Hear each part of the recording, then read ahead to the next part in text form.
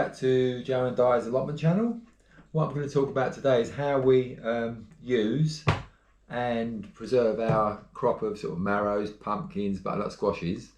We've had a really good crop this year actually of everything. So we're working our way through it gradually, but they seem to last quite a while. I mean, the first step would be when you crop them, I think sort of tap them a bit. If they sound sort of hollowish, then they're ready to harvest. Next thing I would say is cut the tops off, cut them from the plant with a pair of secateurs, and that stops sort of the end rotting. It seems to start rotting at the end first, so I think it's if you sort of pull it off and damage the top, I think that can cause some rotting. And also sort of when you take them home, sort of be careful how you sort of handle them. Don't drop them or bruise them in any way, because that can cause rotting as well. So when we get them home, we give them a nice thorough wash, get off any sort of dirt, any little insects, etc. And then it's a matter of sort of leaving them somewhere warm to let the skins harden as much as possible.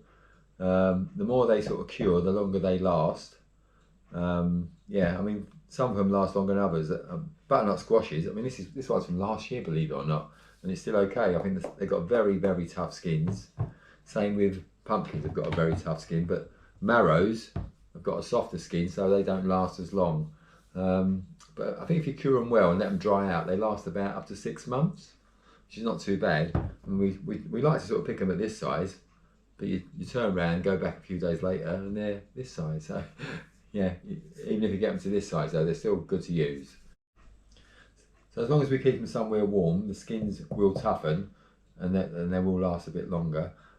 Keep them somewhere where it's not going to be sort of frosty or very cold, because that can start rot. But if they rot, I mean, even if they do rot slightly at the tops or at the bottoms, I'll tend to chop them off and we can still use those. So it's not totally wasted. They're very nutritionally, they're very good for you actually.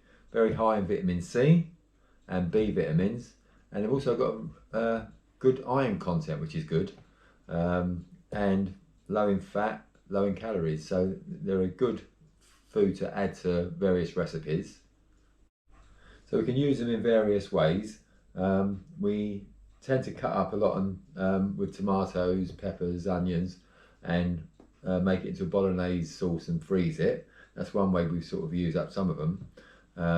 We also use it in curries, soups, stews, casseroles.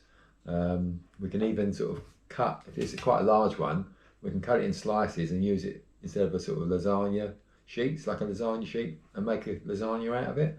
That's one good way of using it as well. Yeah, so, but I mean, preserving it, they will keep, as I've said, for up to 6 months or even longer, but we tend to also we can freeze it in chunks, but you can only sort of use that in casseroles or stew, because it does get a bit mashy when you defrost it. So it doesn't freeze that well, but we tend to dehydrate quite a lot as well. Once you've dehydrated it, you can put it into meals. You can even powder it. Once it's thoroughly dehydrated, you can powder it. You can use it as sort of cakes, muffins, and sprinkle it into other recipes as well. So that's one way of using it. Yeah, I mean, dehydration is quite a good method, because it reduces the bulk down to sort of a few jars really. And I think I've started doing some this morning, and I think I use about 6 or 7 this size to fill the dehydrator. So that's a good way of dehydrating. Dehydrating is a good way of preserving them. But yeah, I mean, the powder is quite a good idea, because once you've powdered it, you can add it to we add it to bouillon as well, a bouillon mixture. So you can make a bouillon mixture up and add some of the marrow powder to it as well to bulk it out as well. I'll put a link in the bottom. But yeah, I mean, we're dehydrating quite a few today.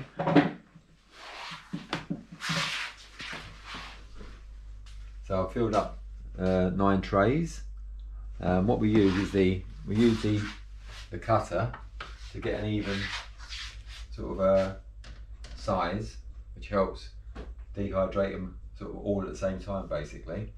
As I said, there's about 6 marrows in here, and even if they've got seeds in them, we dehydrate those because they dehydrate well as well, and they can be crumbled up into a powder after we can use those. So they go into the dehydrator for about 12 hours. They're quite slow.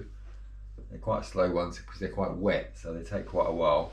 They go into the dehydrator for about 12 hours at 125 degrees Celsius.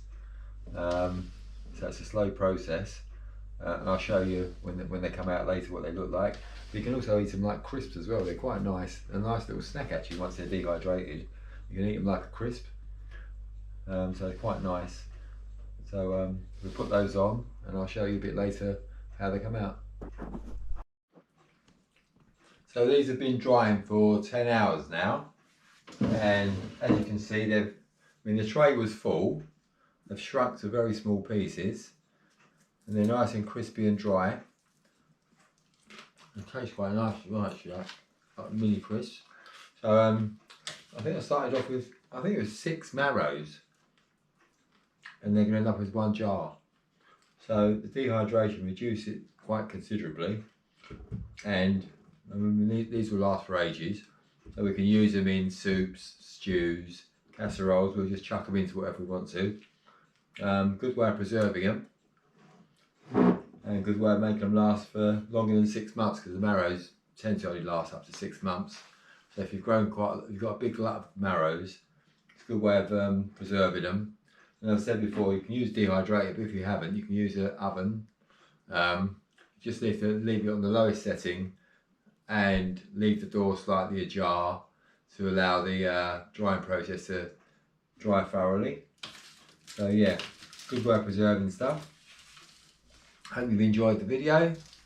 Give us a thumbs up if you do. If you have, leave some comments in the box if you've got any sort of suggestions or comments you'd like to make.